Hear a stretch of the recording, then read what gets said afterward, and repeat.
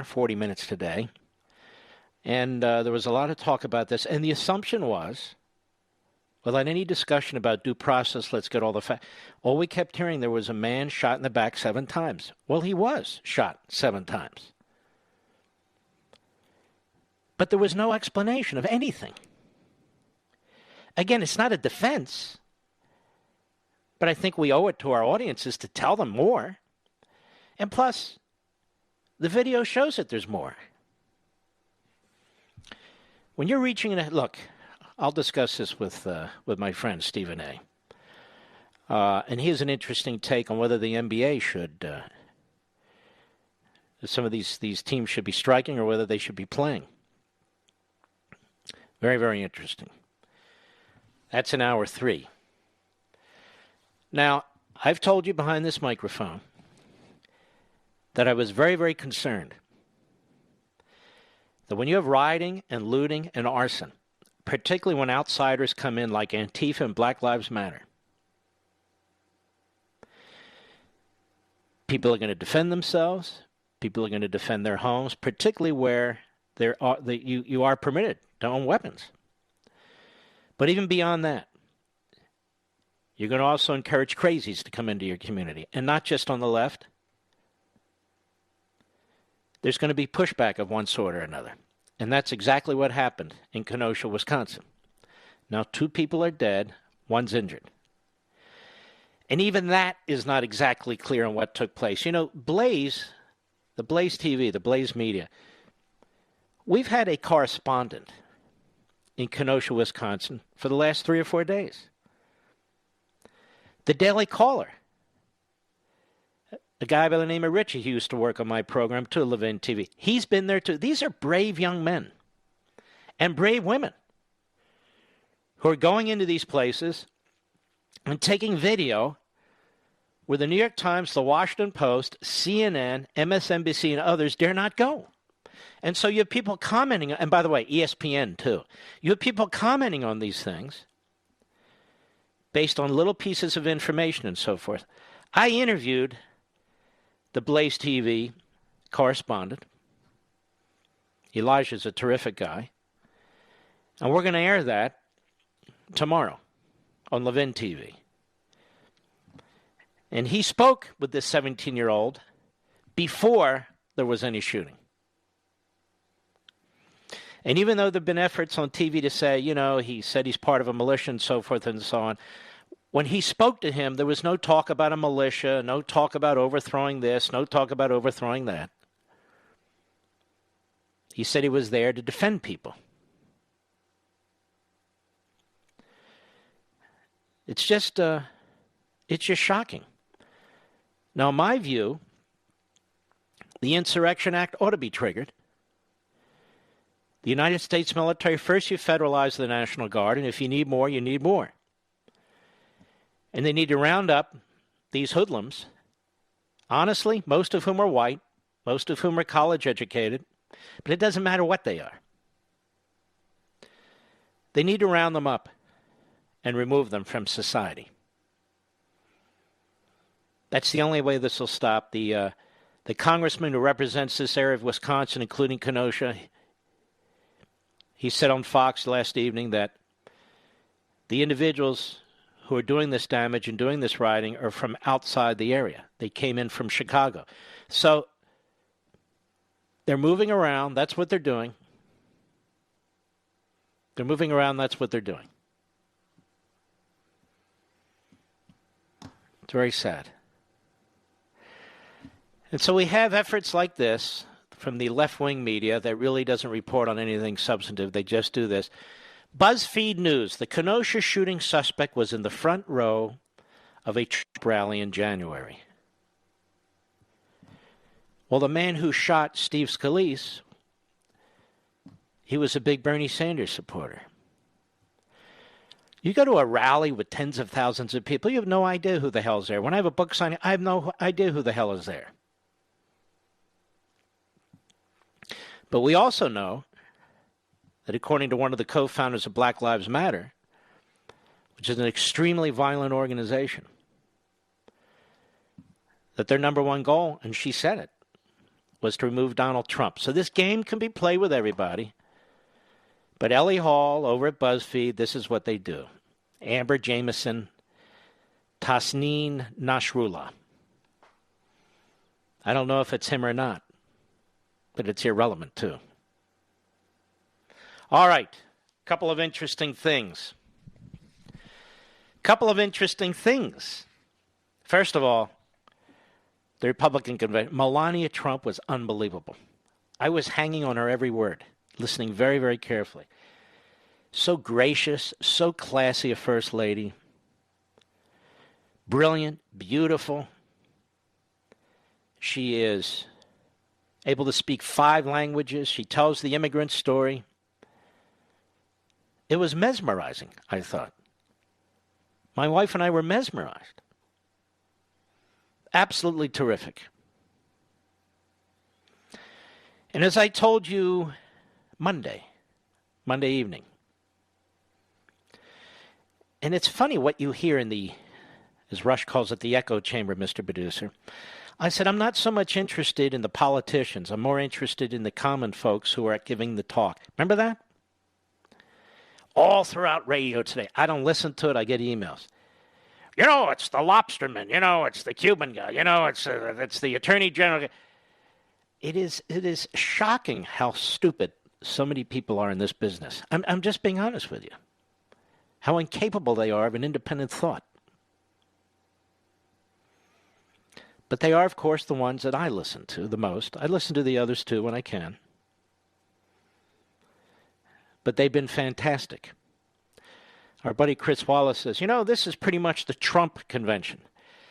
I would just remind him that the entire purpose of these conventions is to nominate the president and vice presidential candidates of the party, and Donald Trump is the president, and so it's the Republican National Convention to nominate the candidates for president and vice president. So yes, it's basically the Trump convention.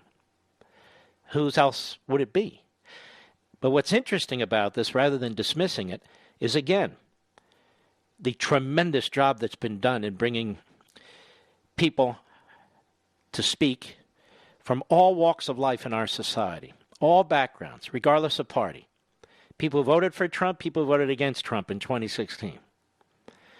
And the genius of interspersing this with the president doing certain things that draw your attention to his policy positions and his issues.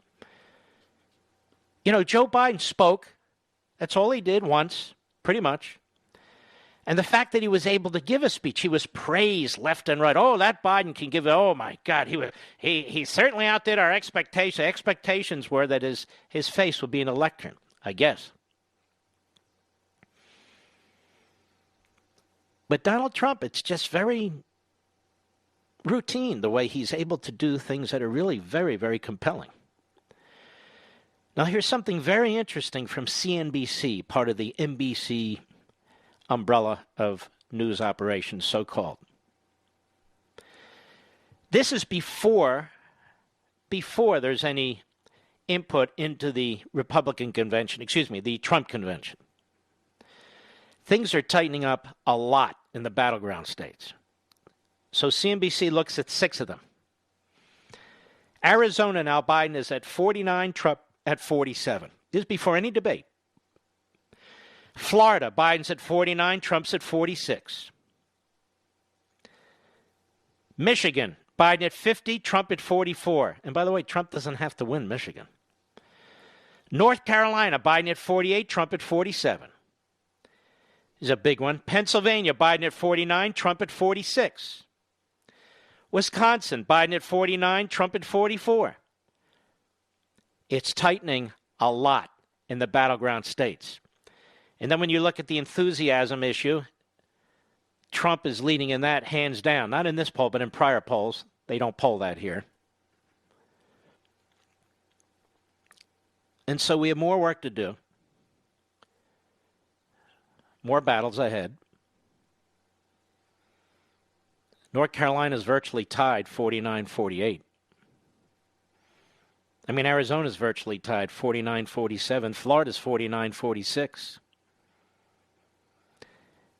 And the more violence you see and the more rioting you see in these areas, the more people are questioning the Democrat Party. Even in Kenosha, it's a Democrat mayor. The Democrat governor should have sent out 5,000 National Guardsmen and protected that city. He did not. Remember that poll I mentioned to you last evening, the Pew Research poll? Violent crime. 59% of those contacted said it's a very important issue. Very important issue. 59%. That explains why Joe Biden put out a video today. You know, Joe Biden looks like he's a hostage, doesn't he, Mr. Producer? He actually looks like he's a hostage. Maybe he's a North Korean or Iranian hostage. He's down there. Even the videos aren't good. They're like third-class videos. But I want you to hear what Joe Biden said today, and I want to remind you, the Democrat National Committee, nobody talked about the rioting. Nobody talked about the violence. It was all anti-cop, anti-law enforcement. But the rioting. And I want you to remember, that House Judiciary Committee hearing with the Democrats, none of them condemned Antifa. None of them condemned Black Lives Matter. None of them condemned the rioting. Jerry Nadler said he didn't see anything with Antifa. Remember that? That's pretty shocking. Nancy Pelosi called federal law enforcement stormtroopers. James Clyburn called them Gestapo. Another genius on the Democrat side said they're secret police. Well, there were no federal police in Kenosha. And 2 people were killed. But I want you to hear this unbelievably cynical effort now by Biden to try and get back in front of this issue. I'll be right back. Mark Levin.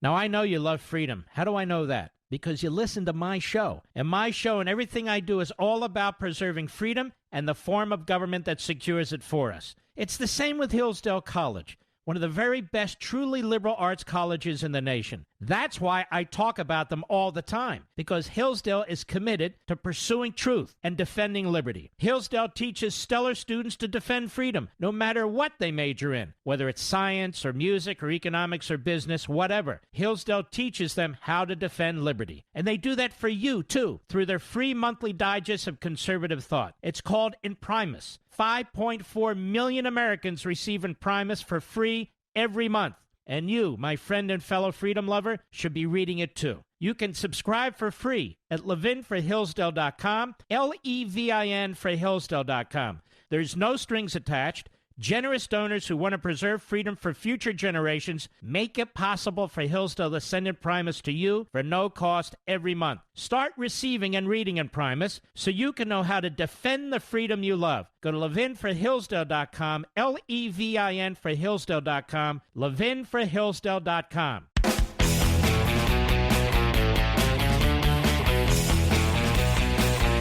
By the way, Donald Trump is closer now in these battleground states than he was 4 years ago this time. Closer in Arizona, Florida, Michigan, North Carolina, Pennsylvania, and Wisconsin.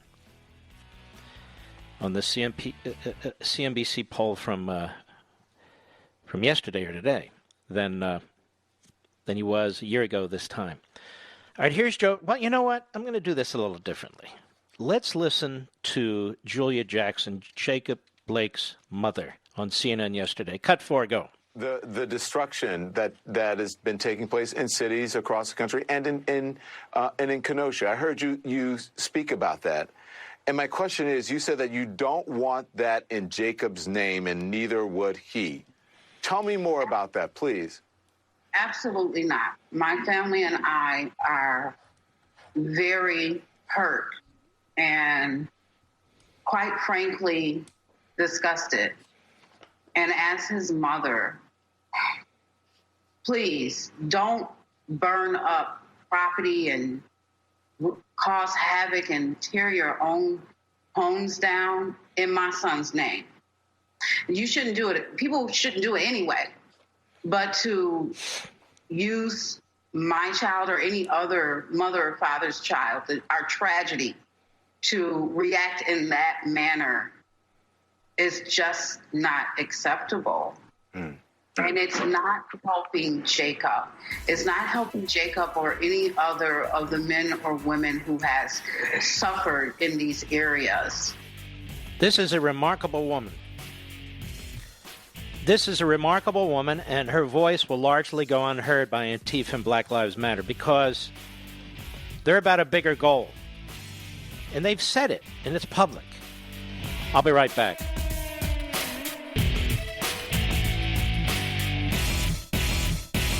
Now, I know you love freedom. How do I know that? Because you listen to my show. And my show and everything I do is all about preserving freedom and the form of government that secures it for us. It's the same with Hillsdale College, one of the very best truly liberal arts colleges in the nation. That's why I talk about them all the time, because Hillsdale is committed to pursuing truth and defending liberty. Hillsdale teaches stellar students to defend freedom, no matter what they major in, whether it's science or music or economics or business, whatever. Hillsdale teaches them how to defend liberty. And they do that for you, too, through their free monthly digest of conservative thought. It's called Imprimis. 5.4 million Americans receive Imprimis for free every month. And you, my friend and fellow freedom lover, should be reading it too. You can subscribe for free at levinforhillsdale.com, Levin for Hillsdale.com.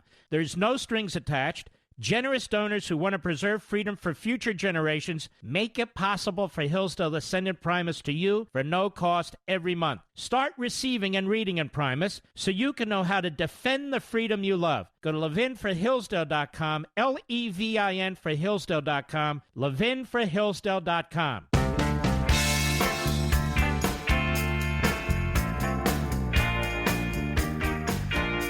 The Mark Levin Show, live and national at 877-381-3811. D. Lemon, as Fredo Cuomo calls him on CNN. John Kasich, a Democrat. Mark, he's a Republican. I know what he says. They are, and now in the last 24 hours, insisting, Joe, you got to condemn the rioting, Joe, because they see the same poll number that I see and you see. And they're going to lose a big chunk of the suburbs. And they're going to lose a big chunk of the inner cities, where polls also show minorities, particularly African Americans, want the police and actually want more police. They don't want them defunded. Some degree of defunding. They don't support it. They don't support it. And for good reason. So here's D. Lemon on CNN last night telling Joe Biden, you can't keep ignoring the rioting and looting. You're going to lose. Hat tip, right scoop, cut to go. I do think that what you said, what's happening in Kenosha, is a Rorschach test for the entire country. And I think this is a blind spot for Democrats. I think Democrats are ignoring this problem or hoping that it will go away. And it's not going to go away. And so, unless someone comes up with a solution over the next 73 days, or 70 however many days. 68 days. 68 days. So it's not going to, the problem is not going to be fixed by then. But what they can do, and I think maybe Joe Biden may be afraid to do it. I'm not sure. Maybe he won't. Maybe he is. He's got to address it. He's got to come out and talk about it. He's got to do a speech like Barack Obama did about race. He's got to come out and tell people that he is going to deal with the issue of police reform in this country, and that what's happening now is happening under Donald Trump's watch. No. The President of the United States doesn't control local law enforcement. You see the game? Don't send in federal law enforcement. Don't send in the National Guard. Of course, he has to be asked unless he uses the Insurrection Act. And when he did send in federal law enforcement to protect federal facilities like the federal courthouse in Portland, the president, was accused of igniting this rioting. Now, D. Lemon, who is nonsensical, says blame all this stuff on Trump because he's the president. That's their game. But anyway, go on. And on Donald Trump's watch. And when he is the president, Kamala Harris is the vice president, then they will take care of this problem. But guess what? The rioting has to stop. Chris, as you know and I know, it's showing up in the polling. Mm-hmm. It's showing up in focus groups. It is the only thing right now that is sticking. And the Democrats tonight stuck with that, right? And they also stuck with the theme that you said, the coronavirus. You got coronavirus and you have Kenosha. Mm-hmm. So in other words, two fabricated issues against the president. The coronavirus. Look, I can go through this. There are wonderful charts out today that show the United States on the mortality level is the lowest among the industrialized world. And I can go on and on and on. I've got it right here at my fingertips. That's the science. These are the statistics. This is the CDC, among others, with information. Okay? But that's not where I am tonight. I'll do that another night.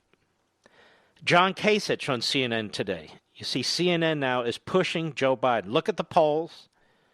Look at the polls. Not because what's happening with these riots, innocent people are being killed of all races. Properties are being destroyed, including small businesses owned by people of all races. Because Antifa and Black Lives Matter are Marxist anarchist organizations. That's what they are. That's what they've said they are.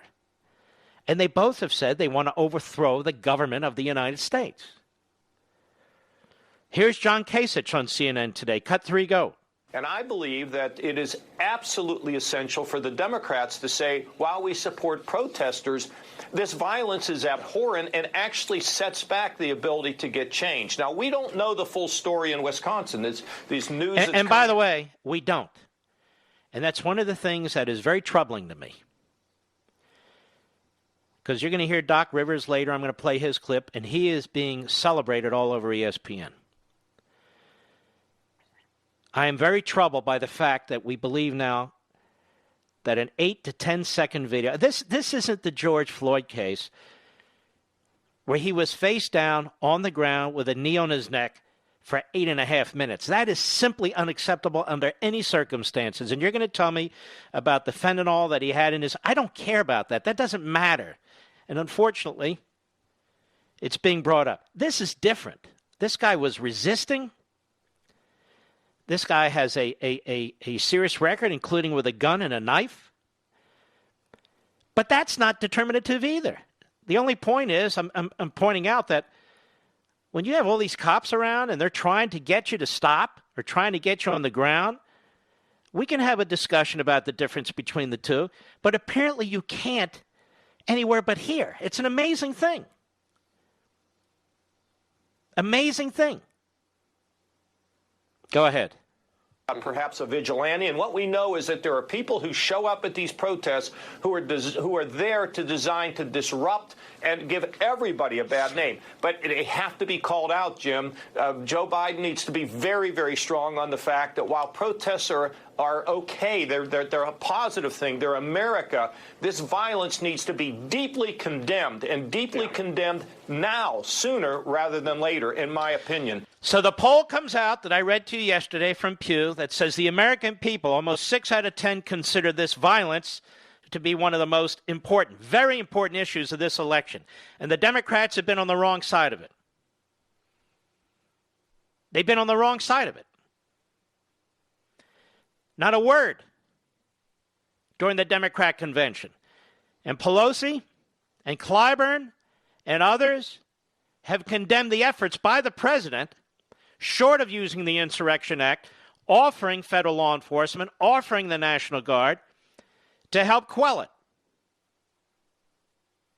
And he has been attacked for that. So what's happening now is that people in the suburbs, people who live in these cities, minorities, they've had enough of this. They've had enough of this, and they don't agree, and they don't believe, and they don't support every time there's a controversy involving a police officer, that is a blank check to start burning, looting, and harming people. And most people in these communities also know that Antifa will come one day, 1 week, 1 month, 3 months, and then leave. And so will Black Lives Matter, the organization.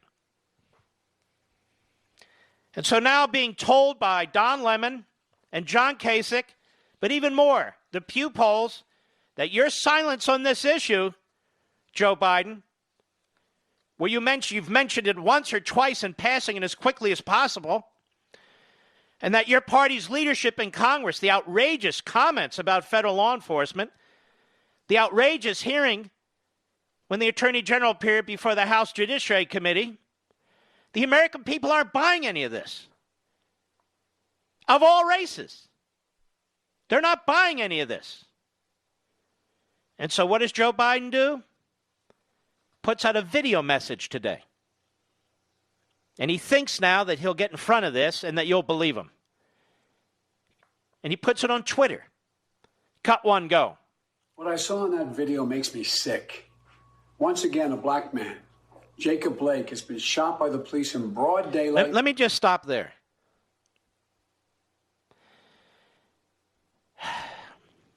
I don't know why supporting due process and justice is controversial. There was a time when a president of the United States would never talk like this, Democrat or Republican. And you have a lawyer, Crump, who shows up for all the families, says these officers need to be arrested immediately. That's not what we do in this country. Now, if these officers are proven to have done something wrong, they will be severely punished. Does anybody doubt that? Anybody have evidence to the contrary in these cases? But it reminds me of these Wild Wild West or these Old West movies, these black and whites, where, you know, the mob shows up at the jail and the sheriff's there and they say, turn him over, turn him over. Gonna hang him now, turn him over. You know, one of the things we learn from our history is that everybody deserves due process and justice. Everybody.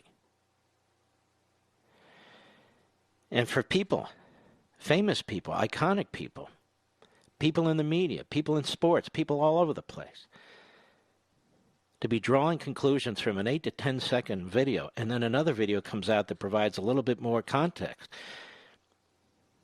is really appalling to me. And yet that's what we have. So the country is racist. You ought to hear this Doc Rivers, and he is celebrated all over ESPN. The country is racist. Enough is enough as a result of this shooting, which he knows very little about, and for which the entire country is guilty. Meanwhile, LeBron James is out there funding get out the vote efforts, meaning vote Democrat efforts. He doesn't support Republicans. So get out the vote effort. You got to vote. We're against voter suppression. So he wants to elect more Democrats. Well, the Democrat runs the police force in Kenosha. He's a Democrat mayor. What is with this? He doesn't say change parties, get out and vote and change. No. He doesn't say that. More on him later, too. Go ahead with Biden, please. Watching. You know, I spoke to Jacob's mom and dad, sister, and other members of the family just a little bit earlier. And I told them justice must and will be done. You know, but justice must and will be done despite you. The FBI's on the scene. The U.S. Attorney's on the scene. The Attorney General's on the scene of the state. State prosecutors are on the state. State investigators are on the scene. Everybody's on the scene. Justice must be done, says Biden. Justice will be done. But that doesn't mean these men get the electric chair. It means the facts have to be determined. The whole reason for our Constitution, our Bill of Rights, the whole reason for our criminal justice system is to ensure that the facts do come to the fore. And sometimes minorities are the defendants in shootings. And we want justice to apply in every case. Go ahead. Especially as children. It's horrible what they saw. Watching their father get shot. Like Gianna Floyd. They're asking why. Why daddy? Put yourself in the shoes of every black One is father. look, each case is different. I don't care what your race is. People need to be treated as individuals. Each case, this isn't a community thing or a group thing. That's not how it's supposed to work. That's not how it does work. Go ahead. Black mother in this country and ask, is this what we want America to be? Is this the country we should be? You know, as I said after George Floyd's murder, protesting brutality is a right and absolutely necessary. Now stop here. So he had basically one sentence that he's ever used, maybe two, in months to deal with the rioting. Go ahead. Burning down communities is not protest. It's needless violence. Violence that endangers lives. Violence that guts businesses and shutters businesses that serve the community. That's wrong. In the midst of this pain, the wisest words that I've heard spoken so far have come from Julia Jackson, Jacob's mother. She looked at the damage done in her community and she said this, quote, "This doesn't reflect my son or my family. So let's unite and heal, do justice, end the violence, and end systemic racism in this country." Yeah, that's what now. she said. And the reason you have to quote her is because you can't quote yourself. I'll be right back. Mark Levin.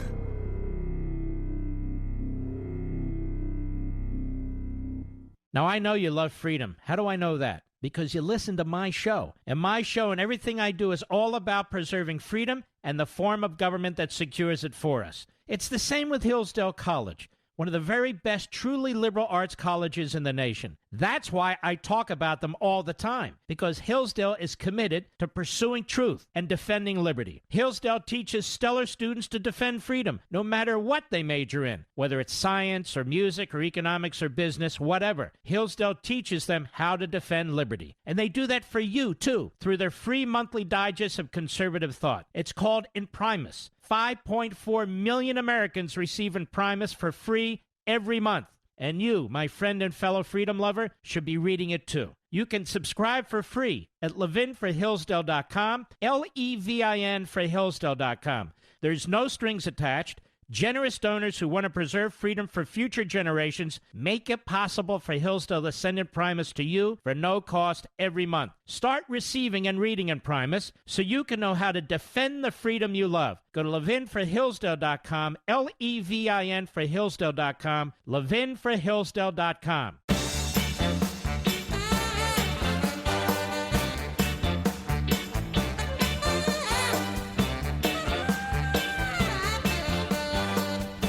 You know, as I sit here and I look up the statistics, the FBI statistics, around 7,500 every year, 7,500 black people, mostly young men, are slaughtered in our cities, 90% of the time by other young black men. I hear almost no talk about this. It is shocking to me. Shocking to me. Maybe I'll ask Stephen A. about this too. I don't know. We may not have enough time. But the point is, I don't hear these iconic athletes talking about it, or Hollywood types, or politician types. They don't seem to have any answers to this. Now, this is slaughter. I want you to think about that. 7,500 human beings. And get out the vote and elect more Democrats, because we're being suppressed at the ballot box. Well, when you're voting for Democrats, 80, 90% of a given ethnic group or minority group, what's being suppressed? And as I've pointed out before, it's these communities that determine the voting standards. We'll get into this more in a moment. I'll be right back. From the Westwood One Podcast Network. He's here. Now broadcasting broadcasting from the underground command post, deep in the bowels of a hidden bunker, somewhere under the brick and steel of a nondescript building, we've once again made contact with our leader, Mark Levin. Hello, America. Mark Levin here. Our number, 877-381-3811, 877-381-3811. I want to show you something or tell you something that's quite remarkable, ladies and gentlemen. There's two organizations, perhaps more, that have had reporters, actual reporters in Kenosha, Wisconsin during the violence. The Blaze and the Daily Caller. The Blaze and the Daily Caller. And so other news organizations, cable news organizations and so forth, are having together their video, and they cherry pick it, and interview them about what's taking place because they don't have people on the ground. But they'll comment till they're blue in the face. Till they're blue in the face. And now BuzzFeed, these truly useless, phony, so-called news site, trying to tie it to Trump. This is also what happens when you don't use the National Guard, when you need to use the National Guard to quell the violence. But there's another problem here as far as I'm concerned, the stoking of the flames. And while Doc Rivers, the LA Clippers coach, was celebrated all over sports media today, I do not celebrate him. I understand he has a right to free speech, and that's fine. But somehow Donald Trump gets dragged into this, and somehow, again, this is a matter of all police and the nation. And I have the stats here, but it doesn't matter. This is Cut 5, Doc Rivers, coach of the LA Clippers, yesterday. Go. All you hear is Donald Trump and all of them talking about fear. Let me just stop it. You notice they never attack Democrats. These are Democrat cities.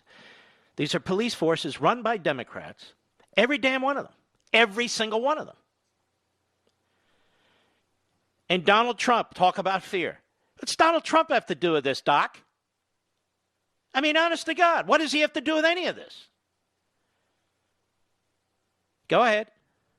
All you hear is Donald Trump and all of them talking about fear. We're the ones getting killed. We're the ones getting shot. No, you're not the only ones getting killed and shot. But it doesn't matter if I say that. It just doesn't. Because this is so racialized right now. Go ahead. We're the ones that we're denied to live in certain communities. No, you're not denied to live in any community. Matter of fact, it's been a crime to do that literally for decades. And if you know of anybody who's been denied the right to live in a community because of their race, there's several federal and state statutes that you can use to prevent that. And the suburbs are more diverse than ever before. And I suspect that Doc Rivers lives in the suburbs. Go ahead. Hung, we've been shot, and all you do is keep hearing about fear. It's amazing to me why we keep loving this country, and this country does not love us back. That is simply false. Utterly false. Man, could we use a Martin Luther King Jr. right about now, Mr. Producer? A Mahatma Gandhi? We really could. We really could. Cut 6, go. It's really so sad. Like, I should just be a coach. And it's so often reminded of my color. You know, it's just really sad. We got to do better. But we got to demand better. Like, we got, you know, it's funny. We protest, and they send riot guards. Right? Who is we protest? Antifa and Black Lives Matter? The vast majority of the people who live in these communities, we know this as a matter of fact, are not protesting. In many cases, it's outsiders coming in. But by the way, not exclusively. No question about that. Not exclusively. We send in riot guards to protect a federal courthouse. The truth is, a lot of riot police have not been sent in. National Guard, in most instances, have not been sent in. Has that been a good thing? No, it's been a horrible thing. Go ahead. They send people in riot outfits. They go to Michigan with guns, and they're spitting on cops, and nothing happens. I never heard about anybody spitting on cops. Did you, Mr. Producer? I'm not aware of any of it. I follow the news very, very carefully. Very, very carefully. They went with guns, and they didn't do anything. No, I wouldn't have gone with a gun. So it's not even that I'm defending everything. It's that he's putting the worst look on every aspect of this. Go ahead. The training has to change. The training has changed significantly. And it's changing all the time. Go ahead. The unions have to be taken down in the police force. I don't know what that means. See, here's the thing. I think that Doc Rivers is really talking from his soul and his heart and his brain. I really believe that. But he sounds like every left-wing Democrat that exists out there. Every left-wing Democrat. You have mass murder. There's no other way to put it. Mass murder going on, particularly in minority communities. Over 7,000 black Americans murdered every year. I'm not even including Latinos and Asian, just blacks. Mostly, overwhelmingly by other blacks. And it is stunning to me in this long, relatively long commentary, none of that comes up. In fact, I never hear it. I never hear it come up. I just don't hear it. Go ahead.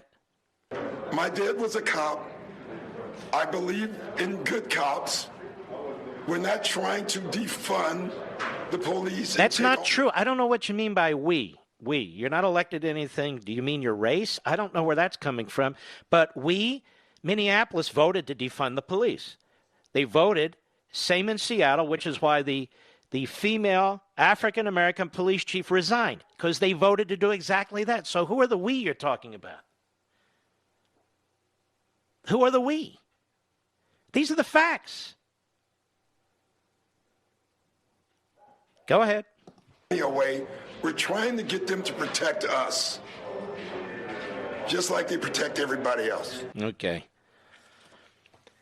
I could get behind this microphone and get and give a stem winder of a speech that will get one ethnic community, maybe mine, cheering, commenting all week long about that Mark Levin. Man, that's unbelievable what he said. How wonderful. That doesn't mean it's accurate. It doesn't mean it's true. He painted a horrific picture of this country. And I'm telling you, I don't care what race you are. That's not what exists in this country. If this is what exists in this country, sending in the riot police, you'd have a lot more deaths. You see what they do in China. You see what they do in Russia. You see what they do in other parts of the world. You wouldn't have cops being knocked out, being blinded by laser pens or whatever they are. You wouldn't have any of that. Portland would be resolved already. None of this would be going on. He's got a big platform. He's got a big platform. By the way, I'll bet you haven't heard about this. It's in Newsweek of all websites.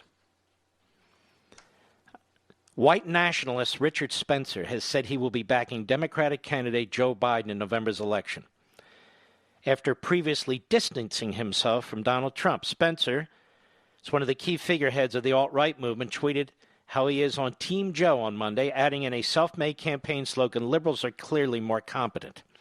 In a series of tweets, Spencer further explained his reasoning for backing Biden.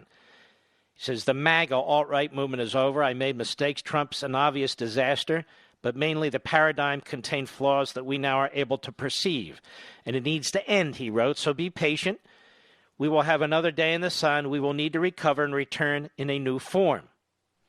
I will never flip on my fundamental principles, he said. My principles were never voting for the supposed of the lesser of two evils or stopping big government. Walking into certain defeat, even death, is not heroic. It's foolhardy. I have no sympathy for martyrs. I admire winners. He said earlier this year he regrets voting for Trump following the killing of Iranian General Qasem Soleimani. I deeply regret voting for and promoting Donald Trump's 2016 election, he tweeted. The people of Iran, there are millions of Americans who do not want war, who do not hate you, and who respect your nation and its history. After our traitorous elite is brought to justice, we hope to achieve peace, reconciliation, and forgiveness. This is why you see some of these sickos at some of these riots with the Antifa sickos. And as I've told you before, I've gotten death threats. And I've gotten death threats from this element. Not him, but this element. The white supremacists, the Klansmen, and the neo-Nazis. They're the ones that threaten me. Now, why do they threaten me? Because I'm Jewish. And I'm a conservative. And they are not conservatives. They are not constitutionalists. They are sick bastards. I'll be right back. Mark Levin.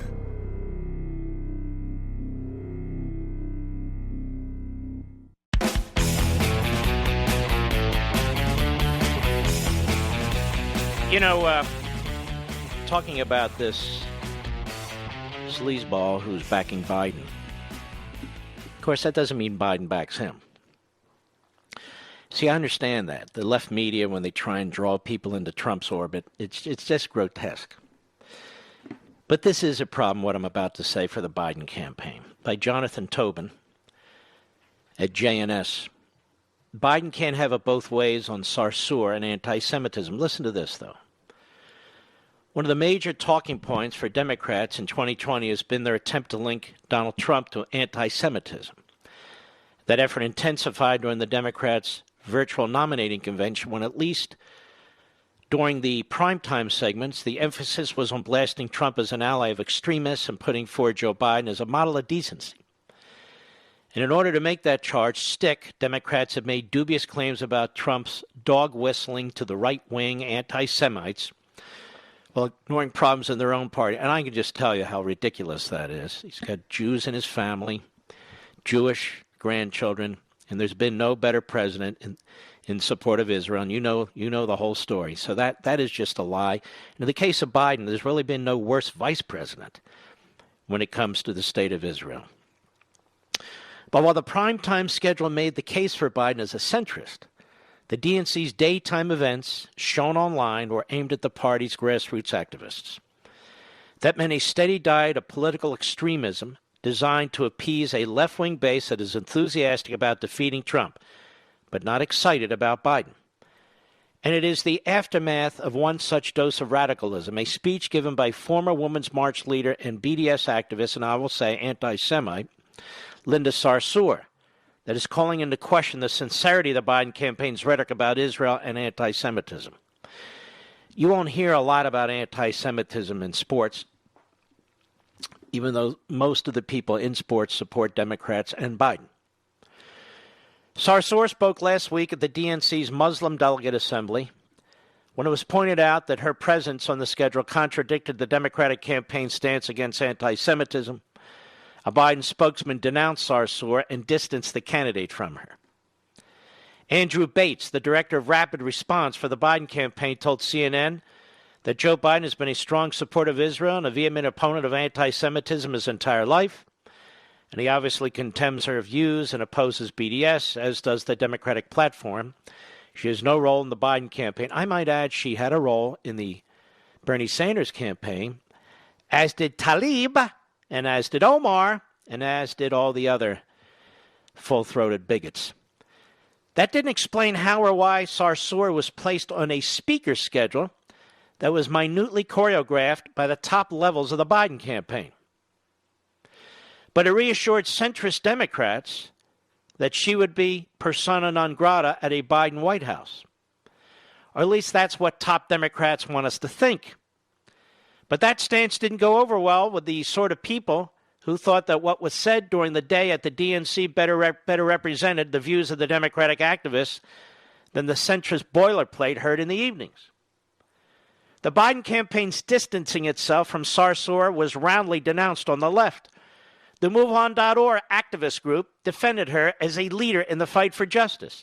Extremist Muslim groups like the Council on American Islamic Relations, CARE, claimed that denouncing Sarsour was an insult to all Muslim voters.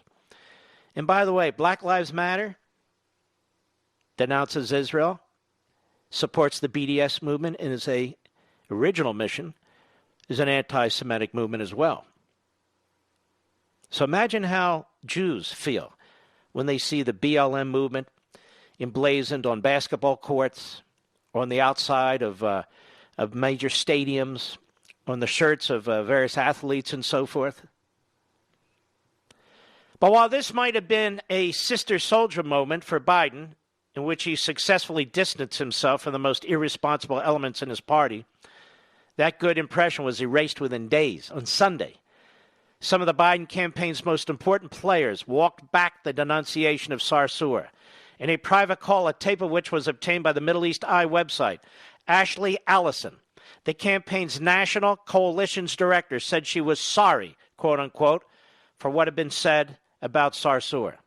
More importantly, Tom Blinken, the candidate's top foreign policy advisor, who's been leading efforts to reassure Jewish Democrats and supporters of Israel that Biden would be counted on, also apologized to Sarsour and her backers. According to the publication, Blinken acknowledged the, quote, hurt and disappointment, unquote, that the comments against Sarsour caused. He promised that the Biden campaign and future administration would be, quote, genuinely inclusive, unquote, and ensure Arab and Muslim representation at the decision-making level. The problem here is not just that a significant portion of the Democrats' base accepts intersectional lies about the Palestinian war on Israel being morally equivalent to the struggle for civil rights in the United States. It's that party leaders are too afraid of those voters to draw a clear line between Biden and haters like Sarsour or Ilhan Omar or Rashida Tlaib, who one escaped censure from House Democratic leaders for their own anti-Semitic statements, and were also endorsed for re-election by House Speaker Nancy Pelosi. So other than here behind this microphone, as far as I know, there's no famous basketball players or baseball players or hockey players or NBA players who are speaking out against the rancid, ubiquitous anti-Semitism that is growing within the Democrat Party. I don't hear that. I don't see any riots either. I'll be right back.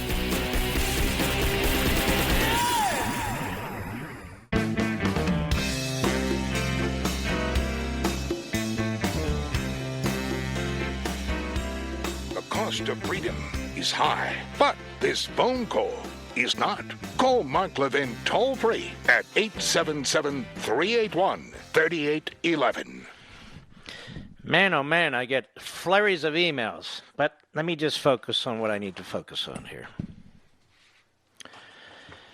Now, LeBron James, as you know, is very prominent. He's one of the greatest basketball players ever. And he's very outspoken. And that's good. That's okay. And I'm reading a piece from the Hill newspaper. NBA star LeBron James's voting rights organization is launching a multi-million-dollar campaign to recruit young poll workers in black communities for the November election. More Than a Vote, which consists of athletes, state election officials, and the NAACP Legal Defense Fund, will work to draft activists to work the polls in southern and battleground states, including Georgia, Michigan, Wisconsin, and so forth. Quote, there are a lot of people who grew up in the inner city who are afraid to vote, James told reporters from the NBA bubble in Orlando, Florida. We're giving everyone the tools, the outlets. Corporations will also partner in the effort, which will include paid advertising on digital, radio, and TV outlets. Now, this is very interesting to me for a couple of reasons. In the inner cities, the decisions about where to put precincts is made by the city. The city decides where to put precincts. There's only a handful of major cities, maybe none at this point, that are run by Republicans. If there is an effort to suppress the vote in the inner cities because of a lack of precincts or whatever it is, how in the world can that be the result of systemic racism? How is that even possible? It's not possible.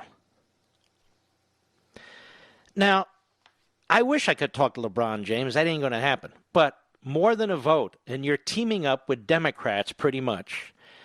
Democrat organizations, Democrat leading organizations. And so this is really to get out the Democrat vote. Atlanta, Cleveland, Charlotte, Detroit, L.A., Sacramento. These are all Democrat cities. So if there's voter suppression going on in Democrat cities, then that's a result of the Democrats who are elected. Because as I say, they determine where the precincts are going to be. My county determines where our precincts are going to be. So the state has overall election authority, but the localities determine the places. So this is a myth, an absolute myth, that there's voter suppression because of systemic racism. And it always happens in minority communities. It doesn't even make any sense. Well, then throw the Democrat Party out and put in somebody else. The Republicans have no say in where voting precincts are in Atlanta, Cleveland, L.A., Detroit, Sacramento, none whatsoever. And so my question to LeBron James would be, this is really an attempt to turn out the Democrat vote, right? More than a vote. I wonder if this is a tax-exempt organization, because I suspect, again, that this is an effort to elect Joe Biden, to elect more Democrats to the Congress and to the Senate and locally. Not some nonpartisan organization. Because otherwise it doesn't make any sense to me. But no reporter is going to ask him. I don't have access to the gentleman. I'd love to discuss it with him. Ain't going to happen. Just not going to happen. But there's a lot going on out there where you really got to look at it closely, as far as I'm concerned. I thought, if people care, that the Republican convention, that Melania took the show.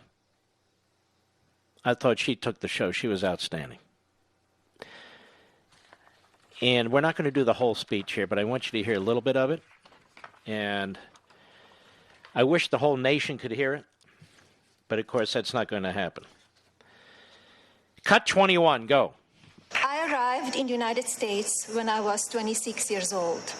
Living and working in the land of opportunity was a dream come true, but I wanted more. I wanted to be a citizen. After 10 years of paperwork and patience, I studied for the test in 2006 and became an American citizen.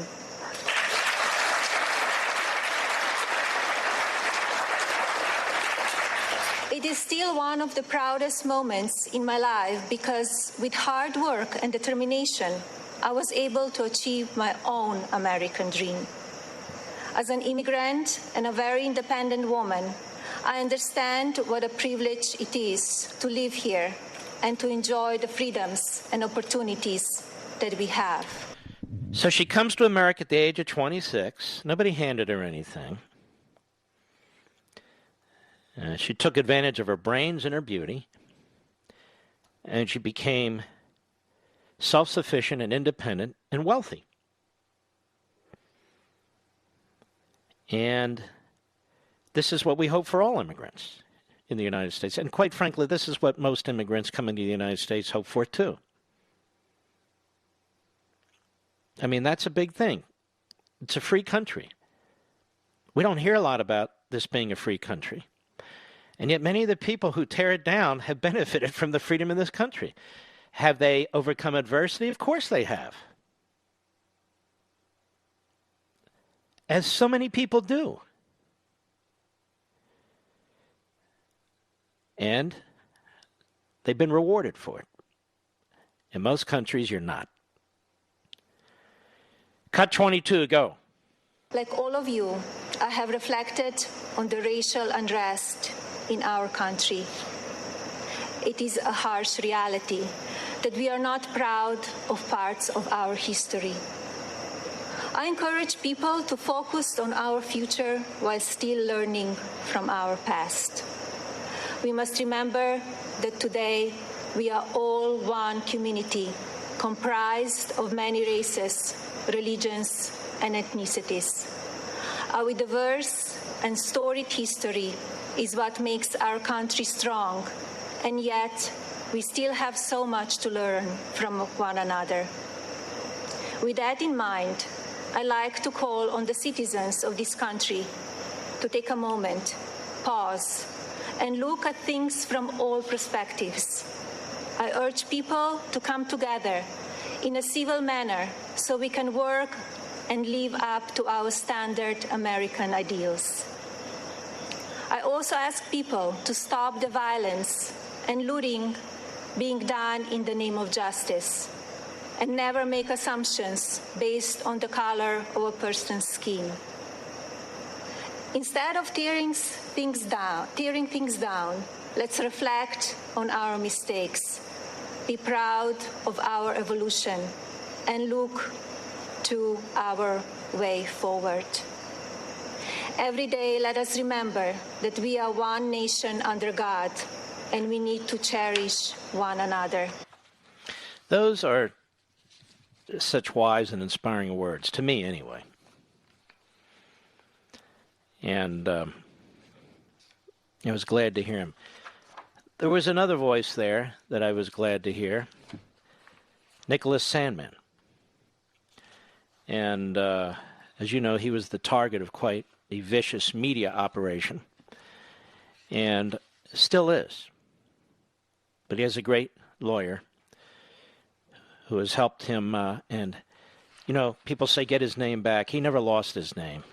The same hordes of leftists in the media and others who try to take down Nick Sandmann, try to take down so many good and honorable people. And I loved it at the end when he put on his MAGA hat, like, okay, this is a free country, and I'll speak and do as I wish. That's why I don't condemn Doc Rivers for speaking. I challenge his words strongly, but I don't condemn him. He's got his own views, his own experiences, but so does Nick Sandmann. Cut 16, go.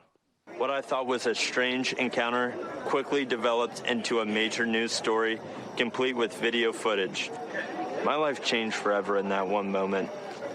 The full war machine of the mainstream media revved up into attack mode. They did so without researching the full video of the incident, without ever investigating Mr. Phillips' motives, or without ever asking me for my side of the story. And do you know why? Because the truth was not important. Advancing their anti-Christian, anti-conservative, anti-Donald Trump narrative was all that mattered. And if advancing their narrative ruined the reputation and future of a teenager from Covington, Kentucky, well, so be it. That would teach him not to wear a MAGA hat. I learned what was happening to me had a name. It was called being canceled, as in annulled, as in revoked, as in made void. Canceled is what's happening to people around this country who refuse to be silenced by the far left. Many are being fired, humiliated, or even threatened. And often, the media is a willing participant. But I would not be canceled. I fought back hard to expose the media for what they did to me, and I won a personal victory. Cut 17, more Nick Sandman, go. While much more must be done, I look forward to the day that the media returns to providing balanced, responsible, and accountable news coverage. I know President Trump hopes for that too. And I know you'll agree with me when we say that no one in this country has been a victim of unfair media coverage more than President Donald Trump. In November, I believe this country must unite around a president who calls the media out and refuses to allow them to create a narrative instead of reporting the facts. I believe we must join a president who will challenge the media to return to objective journalism. And together, I believe we must all embrace our First Amendment rights and not hide in fear of the media or from the tech companies or from the outrage mob either. This is worth fighting for. This is worth voting for. And this is what Donald Trump stands for. All right. We'll be right back. Mark Levin.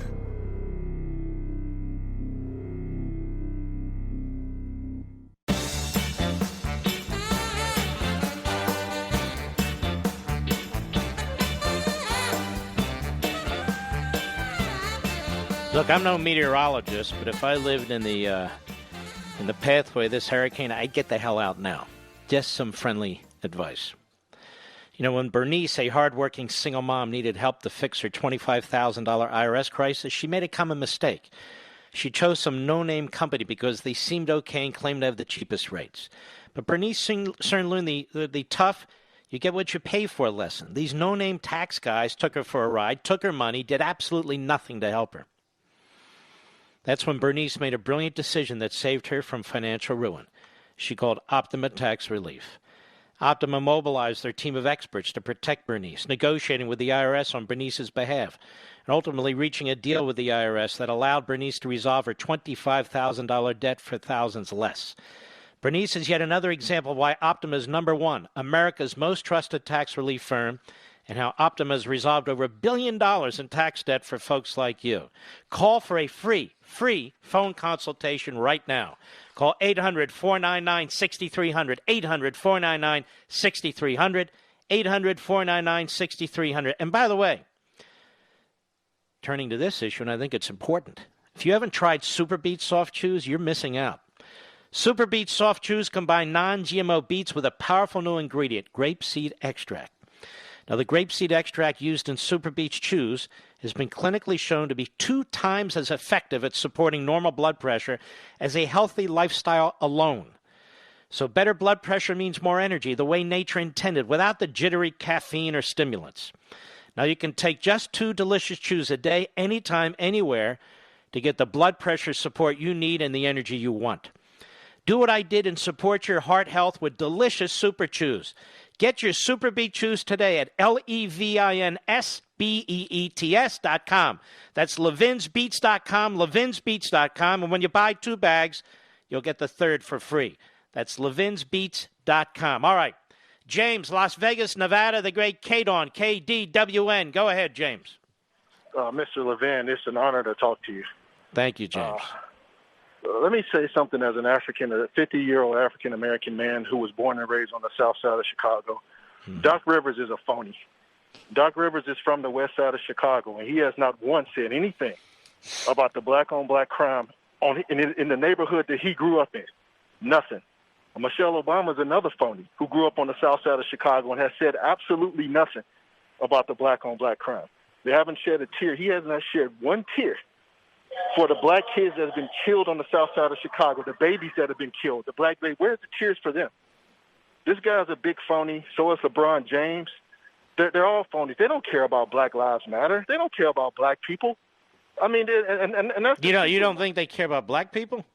No, I don't think they care about black people. I don't, because if they cared about black people, they would say something about the black on black. How can you cry for a guy who, I don't know what the situation was, but I know he didn't comply with the police. When you don't cry for a little 6-year-old boy, a black boy who gets shot and killed on the south side of Chicago, or a little black girl, a baby that gets shot and killed with this senseless violence. I don't hear you say one. He doesn't use his bully pulpit mark and say, you know what, we need to stop the violence in Chicago. Where's Doc Rivers on that? I haven't heard him say not one word. I haven't heard Obama say one word. I haven't heard Michelle Obama say one word. And these people are from Chicago.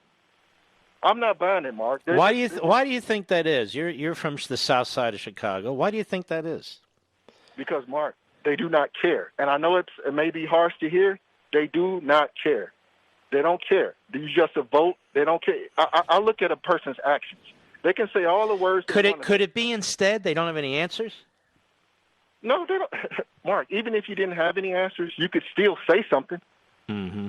You could still say, I may not have all the answers, but we got to stop this. We have to do something. Obama hasn't even been back yet. He hasn't even said, only thing he's doing is displacing poor black people to build his stupid library. Which has been litigated, and that's actually been an issue, because I did check that out. Yes, these people see black people as votes. You're nothing but a vote. And isn't it a shame, because it's your own people that don't care anything about you. Look at these cities, Mark. Look at the Baltimores and Chicago's, and if they actually cared about black people, do you think the conditions of these cities would be? Some of these places ran by African Americans. Do you think the conditions in these places would be the way they are if they actually cared? They don't care. They don't care, and this is just a big joke. They only care about power, Mark. Now you're 50 years old, and you come out of south side of Chicago. You're an African American. What do you do? I'm just curious about your background. Oh, I'm an electrician. That's what I do. So you work hard. Yeah. You're an electrician. Yeah, I'm a journeyman electrician. Yep. So, that's but to me, it's just not, Yeah. How's business in Las Vegas, by the way, right now? Oh, it's still good. It's still pretty good. I was working on the new stadium. Oh, that's right. You got a football team. Yep. So, Las Vegas has come a long way, hasn't it? Yes, it's come a long way. Hockey, baseball, football. What's that? Yeah, it's booming. And a lot of people are moving here. I mean, now you say Las Vegas is booming. I thought those casinos were shut down. Am I wrong? Yeah, well, they're opening back up, but as far as we have no state income tax, we have great weather. So, well, I'll tell you what, I love Las Vegas whenever I go, especially the restaurants. James, I want to thank you, sir, and God bless you and your family. I'll be right back. From the Westwood One Podcast Network. Ladies and gentlemen, this final hour of the podcast is sponsored exclusively by AMAC, the Association of Mature American Citizens. Now over 2 million conservative members strong, AMAC believes in and stands up for the values that we care about: faith, family, and freedom. Thank you for listening, and please support AMAC. And you can become a member at amac.us/join. He's here.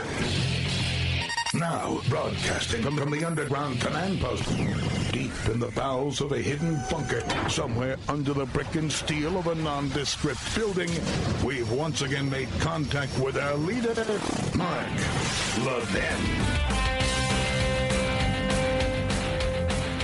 Hello, America. Mark Levin here. Our number, 877-381-3811, 877-381-3811.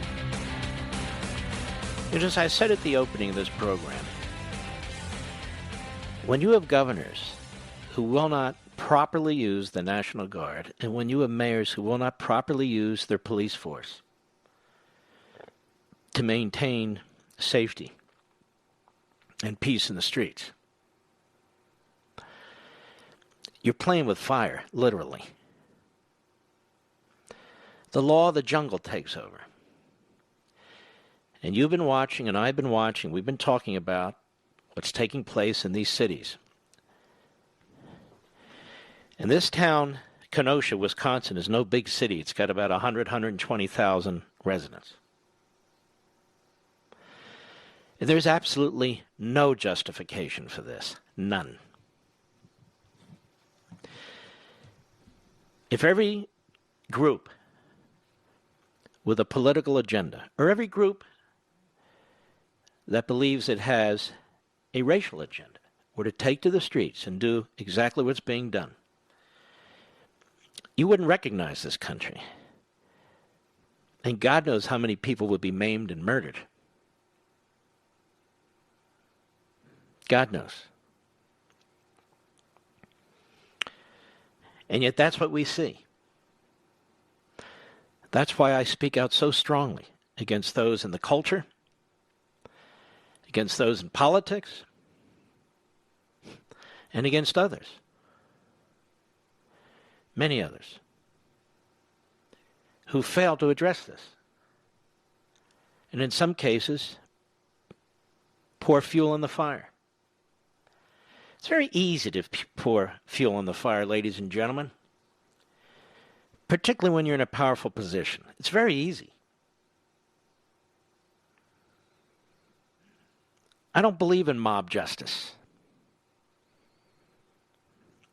When I look back at history, it's one of the most deadly and disgusting and immoral things imaginable. Mob justice. I don't believe in mob justice today. Or mob vigilantism. Absolutely reject it. In every respect.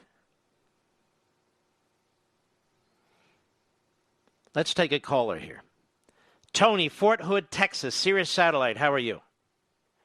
Oh, Mark, I'm so good after being able to talk to you. Listen, I was so proud about Nick Salmon last night. I was crying, and I'm an old 73-year-old Vietnam veteran, combat veteran, and I was in tears.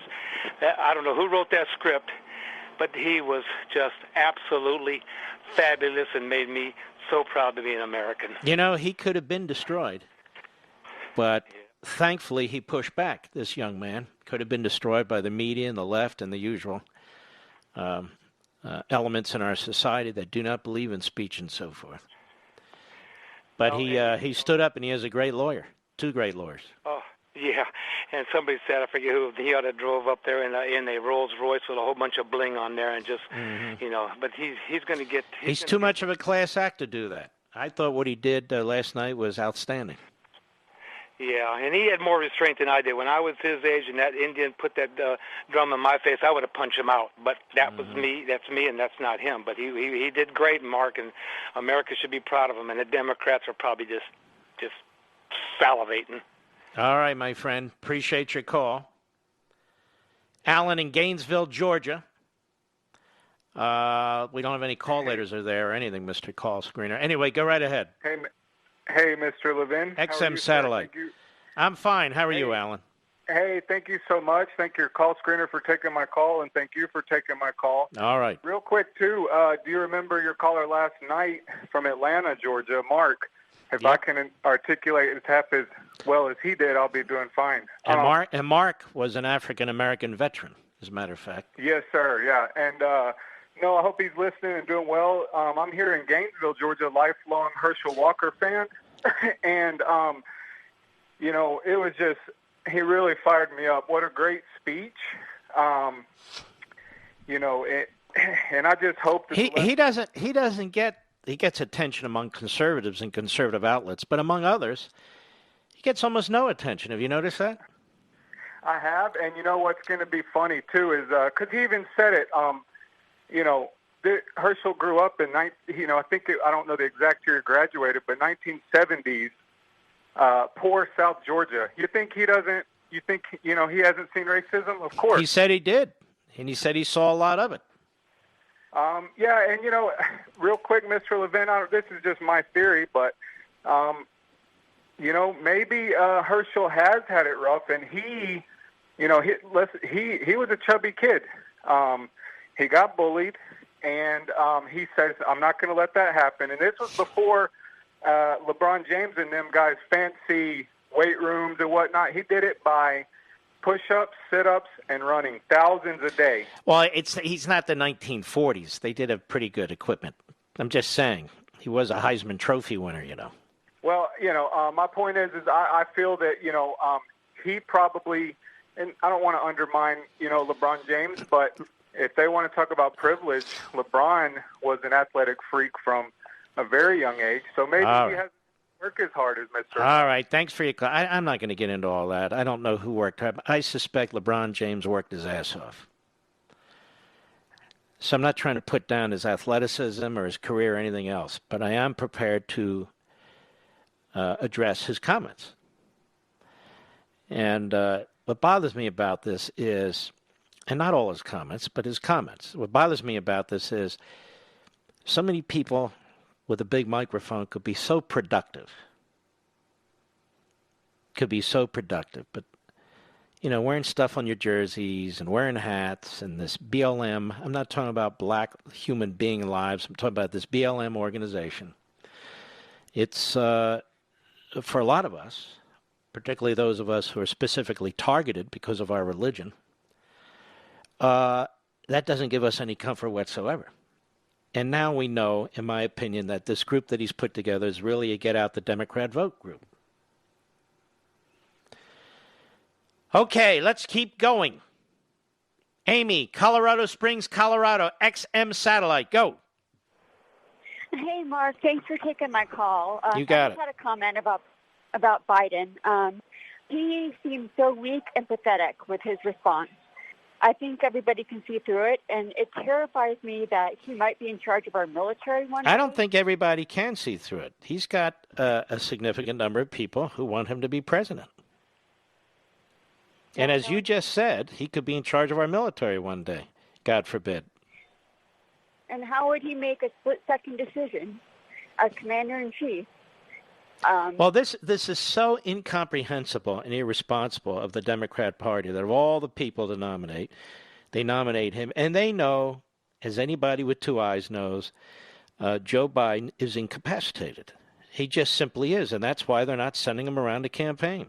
He doesn't have to campaign among the people, quote unquote. He can do the sort of thing Trump is, fly in and fly out, but he won't even do that. So far, he's been in Delaware and Scranton, Pennsylvania. That's it. That's it, and people should be offended. I mean, we got, say what you will, we got basketball players playing basketball. We got baseball players playing baseball. We got hockey players playing hockey. We got minimum wage people filling our grocery shelves. We got people driving fuel from one end of the country to the other. Walmart's open. Fast food restaurants are open. 90% of the people who can work are working. And, you know, this guy being in the basement, hiding out, no, I'm not buying that. All right, we'll be right back. Mark Levin.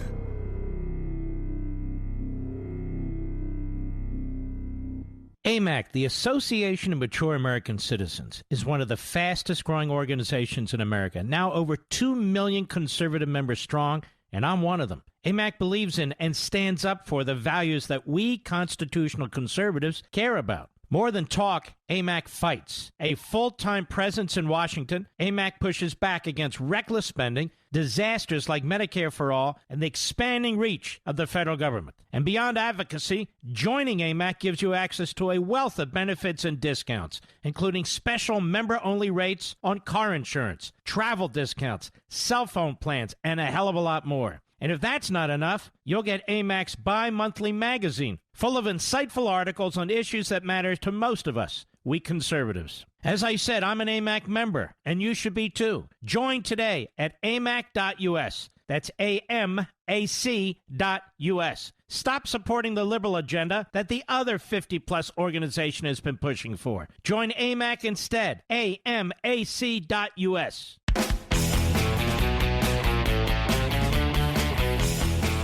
You know, Stephen A. Smith and I are friends, and he's been itching to talk to you and me about race. Is that right, Stephen A.?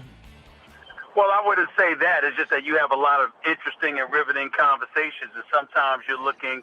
I don't want to misstate it. That's right. But that's one of the subjects. I like talking to you about a lot of things. Yeah, that's true. We usually disagree. Not always. I know that. Not always, but I can't hold your water on politics. I think you struggle with me on sports, and we're even. A lot. So tell me, I couldn't watch your whole show, and I do like your show, except for what's his name, but that's a whole other story. And I could only watch a half hour or so. Hey, listen, sometimes it gets on my damn nerves, but I mean that. I bet. Well, go ahead. But let me pose it this way. I played Doc Rivers' comments, and he's pretty much celebrated on ESPN today, I think. I played LeBron James's comments, and he has this get out the vote thing going on, which is really to get out the Democrat vote, as far as I'm concerned, and we can discuss that. Sure. But the shooting in Kenosha, here's my problem. I'm not a special pleader for anybody. I don't know these people. I don't give a damn what their race is. Honest to God. I saw what happened to Mr. Floyd.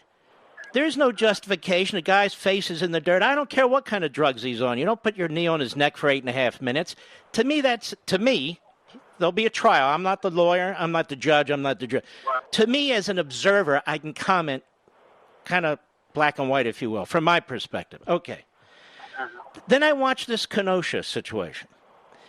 There's an 8 to 10 second film that comes out, and I'm supposed to believe that some white officer shot this gentleman in the back 7 times because he's black.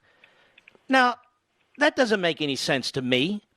And so now another video comes out and shows that there was some, I wouldn't call it a brawl, but there was definitely something going on the other side of the car. And you got all these cops standing around. And then they draw their guns, and he walks around to the driver's side, and he opens the door, and he reaches in, and he's shot in the back because that's what's exposed. Right. Shouldn't we wait for more facts to come out? Well, it depends. And what I'm saying is we should wait for more facts to come out when you're trying to determine what the specificity of the charge is. There's murder, there's manslaughter, and there's things of that nature. But the belief, by and large, particularly with us in the African-American community, Mark, is that if you are unarmed, you trying to tell me you couldn't have found a way to arrest a man without killing him? Okay, now I want to give you some more facts. I'm not trying to set you up. Sure. This was just put out by the Wisconsin Department of Justice. Okay. And they write this. During the incident, first of all, officers were called to a residence in the 2800 block 40th or wherever after a female caller reported her boyfriend was present, was not supposed to be there. So basically there was a protective order. During the incident, officers attempted to arrest Jacob Blake, age 29. Law enforcement deployed a taser to attempt to stop Mr. Blake. However, the taser was not successful in stopping him. Mr. Blake walked around his vehicle. By the way, I'm not defending anything. I'm explaining this. Mr. Blake walked around his vehicle, opened the driver's side door, and leaned forward. While holding on to Mr. Blake's shirt, Officer Rustin Shesky, I think it's pronounced, fired his service weapon seven times. Officer Shesky fired the weapon into Mr. Blake's back. No other officer fired their weapon. I'm reading as they wrote it. Kenosha Police Department does not have body cameras, therefore the officers were not wearing body cameras. The shooting officer, Kenosha police officer Rustin Shesky, has been a law enforcement officer 7 years. During the investigation following the initial incident, Mr. Blake admitted that he had a knife in his possession. DCI agents recovered a knife from the driver's side floorboard of Mr. Blake's vehicle. A search of the vehicle located no additional weapons. All right, that's new information. Now, again, you need the facts have to be determined. I'm not taking anybody's side on this. What is troubling me is this, and look, you can disagree. What's troubling me is this: the whole culture thinks it knows exactly what happened. Now, you can tell me now, Mark, that doesn't justify shooting some guy 7 times in the back. Okay, I hear you, but does this mean America is racist because this incident took place, which at least you can argue, whatever the cop thought, you can argue. This is not evidence of racism. That is, listen, now this is me. You know me. And so we talk on many occasions over the years. What I would say to you is, based on this face, what you just broke down, I get your point. What I'm trying to make you understand is that when you are a persecuted people, sometimes you are going to immediately jump to conclusions first. We live in a society that says you're innocent until proven guilty. But in the black community, we can come to you with a plethora of situations and instances where we can say we were assumed to or presumed guilty before innocence. And those kind of things that you have to deal with is something that goes on. One of the things that I have said to numerous white folks over the last few months, in particular since George Floyd's killing, if you are not a racist If you are not engaging in racial discrimination, if you are not engaging in systemic racism, if you are a fair-minded, decent, God-fearing human being that doesn't look at black people in a certain way, we're not talking about you. What we are talking about are the few that do that.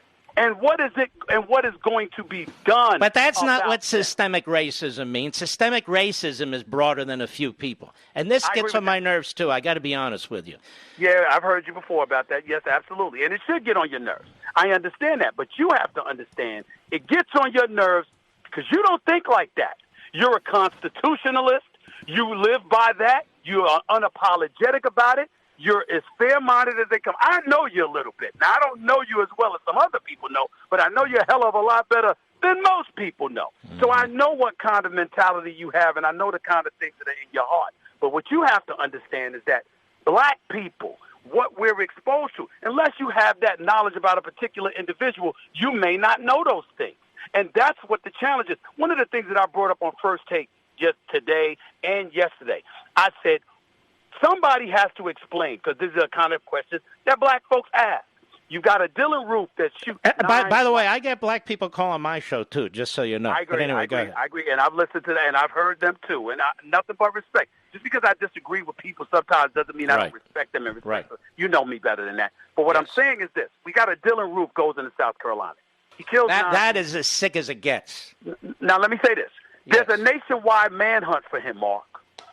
He's arrested. And they feed the man Burger King on the way to jail. You got a guy that Uber in Michigan. This dude kills about 6 or 7 different people. He's arrested, but an unarmed black man is shot. That's a question for us. But Stephen A., I can go down the list too, and I understand. Listen to me one second. I get it. And there are individual. I mean, how many arrests or police involvements are there a day? There's got to be 1 million of them. I don't know. Right. But then I hear this. I say, okay.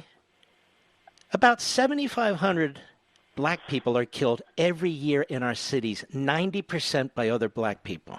Now I have to be honest with you. It is a very complicated issue.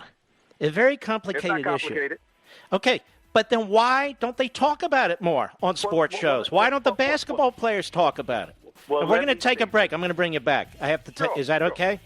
That's absolutely okay. Okay. We're going to take a little break. We'll be back. Stephen A. Smith, Mark Levin. We actually agree on a lot. I don't know what he's talking about. I'll be right back.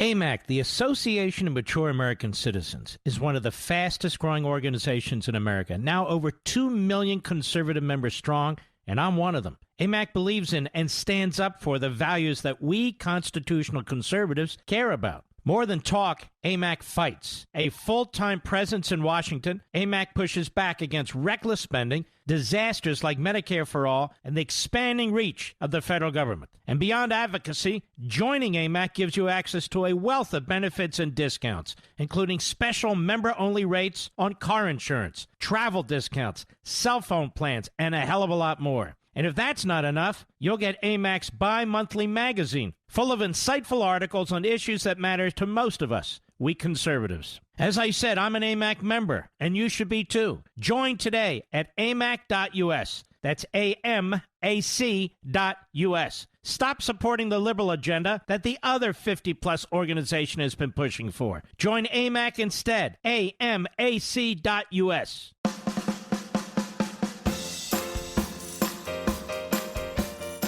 Nobody says it better than Mark Levin. I'll go with what Mark Levin said, because nobody could say it better. Call in now at 877-381-3811. I'm here with Stephen A. Smith. And, Stephen, over 7,000 Marines died on Iwo Jima. And over 7,000 black men and women die every year. Right. What can we do about this? And why don't we talk more about this? Well, we need to talk more about it, and that's part of the problem. And I'm a registered independent. I'm not one of those people that blame the right or the left for everything. I think there's fault on both sides. Just the same way you hear people complaining about President Trump.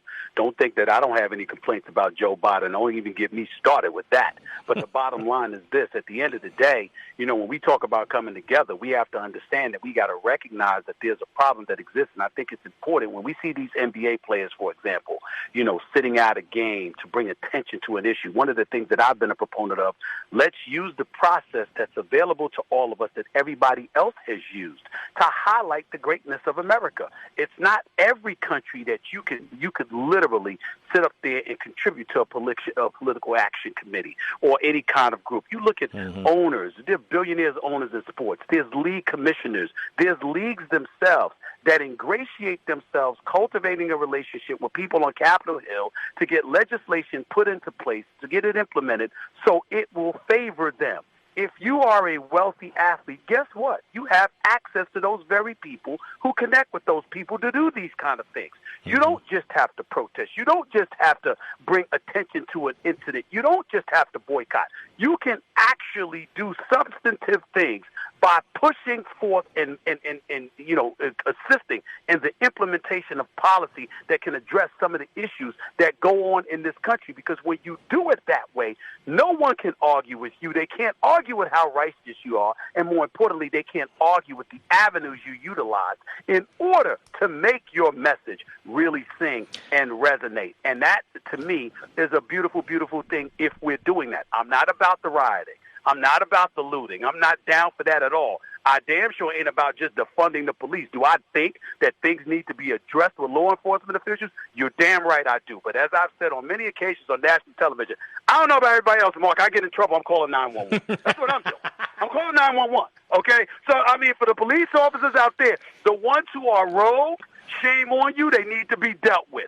The police officers themselves need to hold their, assist in holding their own accountable, not just the public calling them out. But I am smart enough to recognize that better than 95% of the police officers out there do protect and serve and do their job. And I know if I get in trouble, I'm dialing 911. This is why people like you. Agree or disagree, you're rational. You understand what I mean? In other words, you've thought these things out, and you're not an ideologue. So I'm in trouble. What am I going to do? But I want to get back to this issue. Sure. Shouldn't you talk about people who have a microphone? I mean, I have a microphone, but I don't have a microphone like some of these athletes, and certainly involving the communities that they're talking about. I would like to see them more active in school choice, which to me is a civil rights issue. I used to run a little legal foundation.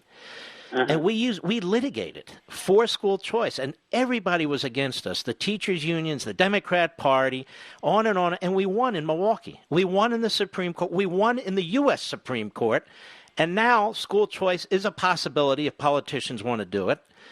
And I'm thinking to myself, why can't everyone get behind that?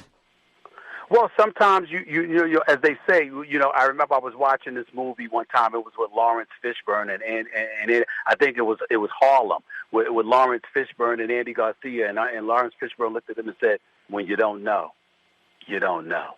And a lot of times people don't realize that. Like, you have a situation. If you scratched and clawed your way to a certain a certain level in life, Mark, you know what you know. You've learned what you learned, and you paid attention to what you're paying attention to. If I told you my my SAT scores compared to Max Kellerman, I'd be embarrassed. But guess what? My guy, Max Kellerman, who does the show with me every week, they first take on ESPN, went to an Ivy League school, was raised in a far more comfortable environment than me. He wasn't on welfare. He didn't starve. He wasn't wondering whether where he'd get his next meal, whether he'd have an outfit, whether he'd have clothes on his back and food on his table. So I had to take a different path, scratching and clawing, working from the time I was 12 years old, lying about my age just to get a job. He didn't have to do that. So guess what? He was able to prioritize certain things differently than me. And once I was able to prioritize an education, and once I was able to prioritize edifying myself more as opposed to being in survival mode,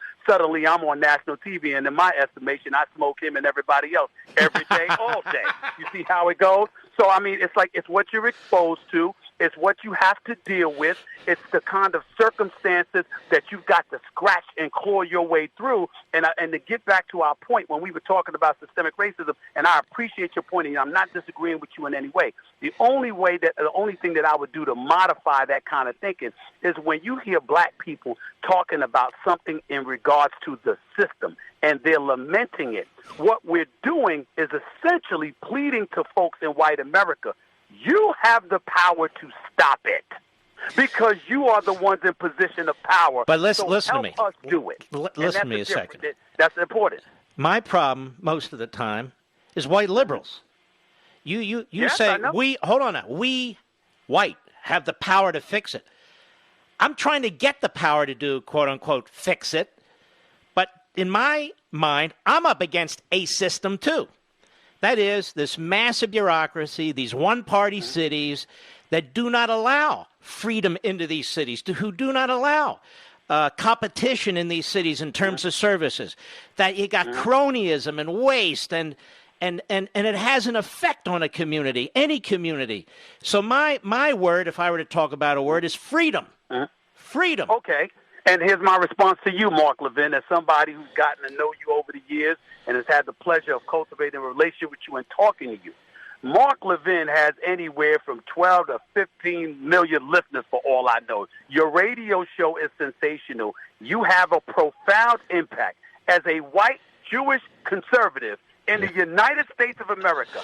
That is the profound impact you have, and it's still not enough for you. Now imagine what it is for the black man or woman out there coming from a disenfranchised community that doesn't have nearly your cachet. Imagine how helpless they feel. No.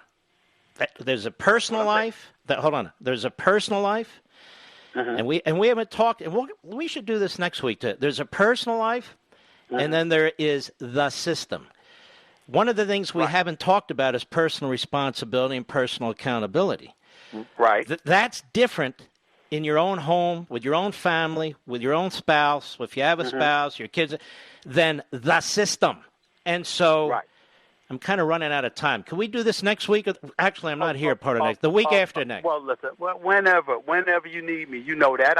Listen, I'm not running from this conversation. Hold on now. When Kellerman is sick, you should. I don't know enough about sports. That won't work. Listen. Everybody ain't ready for us, Mark. Me and you together. Come on now. Everybody. Come on now. I don't think ESPN is. No offense. That much I know. I got you. They're ready for me, though. They're ready for me. I don't know if they're ready for the both of us together. That might be a little bit too much. So next time I want to talk about something that's rarely talked about, personal responsibility. All right. And I think, and by the way, I think that's part of the reason you see all this. Part of the reason you see a lot of crime, and particularly this murder thing. This is something that needs to be addressed by this society. It definitely needs to be addressed. Black folks cannot be absolved from our role and our blame or our level of blame in certain things, but neither can white folks. And that's what we have to understand, and that's why it requires a conversation. By the way, did you see that UFC fight with Daniel? Sorry, folks, I'm into this. Daniel Cormier. He's a class act, don't you think? He is. He's class personified. He really, really is, and he always has been. And by the way, he's an exceptional announcer. He does a great, great job, and that's why this probably was his last fight, an 11-year career, a heavyweight and lightweight champion simultaneously. The class he showed years ago when he was supposed to fight hated rival John Bones Jones. Oh, yeah. And Bones Jones tested positive and couldn't fight. And the class that he showed with that guy that he absolutely hated, knowing that the guy had an issue, that the guy had a problem, really shows you the kind of human being that Daniel Cormier is. He's a special dude, but he's an extraordinary fight analyst, color commentator. He does a phenomenal job, and he's going to have a bright future outside the octagon. Make no mistake about that. All right, Stephen A., God bless, my friend. God bless. Take it easy. All right, take care. You too. He's a good man. He's a good man. Now, people want us to get into these bruiser sort of brass knuckle fights. Why? We don't always agree. You heard that. On the other hand, there are some issues I'd like to address. I can't bring them on next week because I have to. I'll explain this to you tomorrow, but the week after, sure. But notice he's on Westwood 1. You know, the likelihood of me on ESPN, Mr. Producer, is 0 to none. But the truth is, I can't keep up. There's some sports I'm very interested in, but I can't keep up with the when they're talking about, they're all like the Rain Man when it comes to the various players and their backgrounds of what college they went to and what they had for lunch. And I can't do. I can do that on history. I just can't do that in sports. We'll be right back. Mark Levin.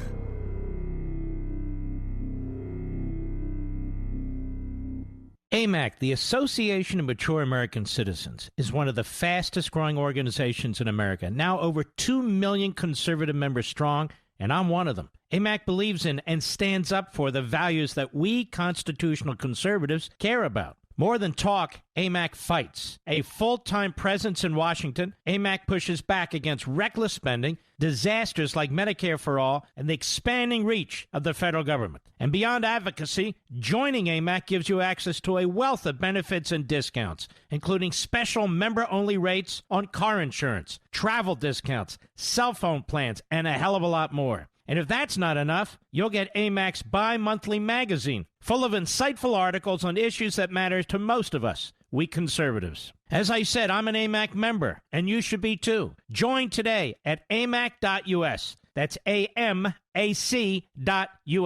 Stop supporting the liberal agenda that the other 50-plus organization has been pushing for. Join AMAC instead. AMAC.us.